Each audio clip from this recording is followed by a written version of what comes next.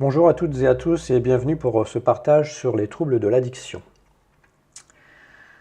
Alors, déjà, quel que soit le trouble de l'addiction, car que vous en ayez conscience ou pas, vous pouvez être dépendant de certaines choses aussi insignifiantes que le sucre, les écrans, les séries, la lecture, mais aussi addict au travail, au sport, addict à l'alcool, au tabac, au jeu, au sexe, toutes sortes d'addictions.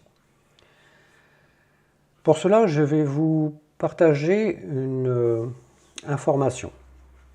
Généralement, je prends une feuille de papier. Tiens, je vais voir si je ne peux pas faire quelque chose avec cela. Voilà, je vais vous montrer. C'est comme si c'était une feuille sur laquelle vous écrivez votre journée.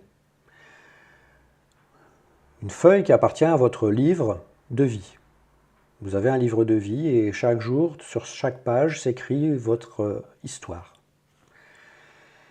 Et lorsque l'on vit certaines choses dans notre vie, dans notre journée, ça peut nous froisser. Donc, vous voyez, cela crée des zones plus claires et plus grises.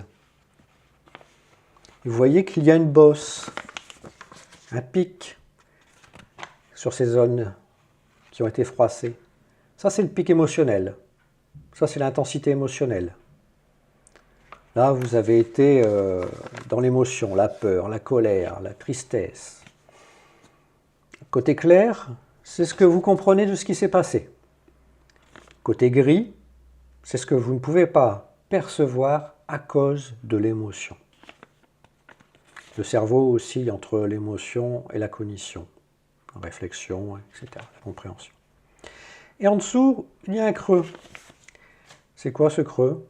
Eh bien, ce creux, c'est un vide existentiel. C'est comme si celui que vous aviez été à ce moment-là, qui a vécu quelque chose de trop fort et qui a été mis de côté. C'est comme si vous étiez constitué de tout ce que vous avez été dans votre existence et qu'à un moment donné, il en manquait un qui a été mis de côté. Pourquoi? Parce que c'était trop intense, il risquait de mourir. Donc il y a un mécanisme de survie, une pulsion de survie qui fait cela. Et à cet endroit où il manque quelque chose, eh bien, c'est là où se place l'addiction. Il y a un mal-être à cet endroit-là, puisqu'il manque quelque chose. Et on essaye de combler avec quoi? Bien avec des choses extérieures à nous, parce que l'on a été conditionné comme ça. On nous a appris, on nous a fait croire que le bonheur pouvait venir de l'extérieur, alors que le bonheur est à l'intérieur et ce sont les plaisirs qui viennent de l'extérieur. Il y a besoin d'un stimuli extérieur pour qu'il y ait plaisir. Les pensées sont considérées comme extérieures. Donc l'idée, c'est quoi? C'est de se dire que tout le temps qu'on comble ce vide, qui est un puissant fond, eh bien, certes, ça nous aide, ça apaise, ça détend, ça permet d'oublier, etc. Sauf que c'est un cercle vicieux. Vous en avez conscience, ça vous détruit la santé, vos relations, etc. Et donc la solution, c'est quoi? Eh bien, c'est d'entendre ce qui a été vécu, c'est-à-dire celui qui a été mis de côté, il faut l'écouter. C'est plutôt simple. D'ailleurs, vous pouvez même chercher à le faire vous-même. Il y a un programme sous la vidéo qui vous permet de chercher à solutionner cela. Sinon, vous avez des séances qui peuvent se faire en visio ou en présence. L'intérêt de cela, c'était de penser qu'il y a une logique et qu'il suffit d'entendre ce qui a été mal vécu pour aller mieux. Comment savoir que c'est bien cela? Bien déjà, quand vous le faites, après, vous n'avez plus besoin de cette addiction. Parfois, une seule séance peut suffire, parfois plus. Mais sachez que c'est loin d'être une thérapie qui dure des années. Qu'est-ce qui se passe? Eh bien, en fait, on écoute celui que l'on a été, dans l'émotion qu'il a vécue, ça devient plat, et là, il reste juste une trace qui fait que on prend conscience de ce qui s'est passé, et on voit mieux qu'est-ce qu'on ne voyait pas, qu'est-ce qu'on ne comprenait pas, cette zone grisée.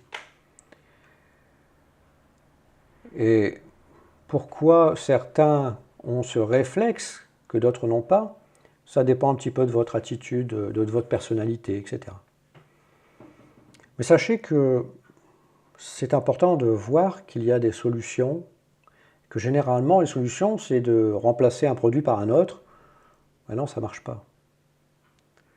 Et pire, ça démotive, ça devient infernal. À savoir aussi que parfois, bien, il y a des personnes qui préfèrent rester dans l'addiction et donc on doit pouvoir accepter cela et leur dire, ok, j'entends à quel point tu en as besoin. Tu en as tellement besoin. Ça t'apaise, ça te fait du bien, ça te ressource. Je comprends que tu en aies besoin parce que ça te fait du bien. Parce qu'à contrario, si vous dites non, c'est pas bien, il faut corriger la personne, c'est mal, etc., ben vous rajoutez de la souffrance à sa souffrance, à cette personne. Cette personne que vous côtoyez peut-être, ou même cette personne que vous êtes, pour éviter de culpabiliser. Parce que quand vous êtes en situation de dépendance, bien, c'est peu agréable. Et même en étant dans le déni, on sait il y a quand même des conséquences qui sont relationnelles, physiques, psychologiques, etc. Donc on reste bienveillant avec soi, on se dit ok, j'ai besoin de ça pour aller mieux pour l'instant. Et je sais qu'il y a une solution quand même. Et pour celles et ceux qui ont dit oui, j'ai tout essayé, non. Vous avez tout essayé ce qui ne fonctionnait pas, mais il y a aussi d'autres choses qui fonctionnent. Pour avoir utilisé de nombreuses approches pour pouvoir accompagner les personnes, mais pour pouvoir aussi voir que je suis humain, j'ai aussi des dépendances, et donc il faut pouvoir être honnête, se dire ok, j'ai eu ces moments-là, ces rechutes, qu'est-ce qui fait que en fait, j'avais utilisé, peut-être comme vous, des approches telles que l'hypnose ou l'énergétique, etc. Mais finalement, non, cela agissait sur la conséquence, mais pas sur la cause, sur l'origine. C'est là la différence. Là, ce que l'on fait, c'est que l'on pose son attention sur ce que l'on vit, sur ce qu'on a éprouvé à un moment donné, même si on ne sait pas d'où ça vient, rassurez-vous, on y arrive facilement, on s'occupe de ce qui n'a pas été entendu, on l'entend, ça change au niveau du souvenir, du passé, du présent et de l'avenir. Et rassurez-vous, il n'y a pas forcément d'horreur à aller voir, ça a été vécu avec intensité, c'est tout. Ensuite, si c'est comme des personnes disent oui, je n'y vais pas parce qu'on a un peu l'idée de faiblesse, de honte, de se dire oui, je dois aller faire une thérapie ou je dois écouter un psy, je dois me faire suivre. Non, les personnes qui doivent se faire suivre, c'est celles qui ne font pas le nécessaire. Ça, c'est la folie de se brûler, de se consumer plus vite que ça devrait être.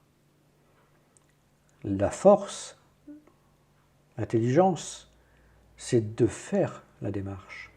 Si vous ne voulez pas partager quelque chose, rassurez-vous, dans l'approche que j'utilise, on n'est pas obligé de verbaliser des choses. Si vous voulez les garder pour vous, peu importe, on s'occupe de celui qui a vécu cela sans forcément entendre l'information.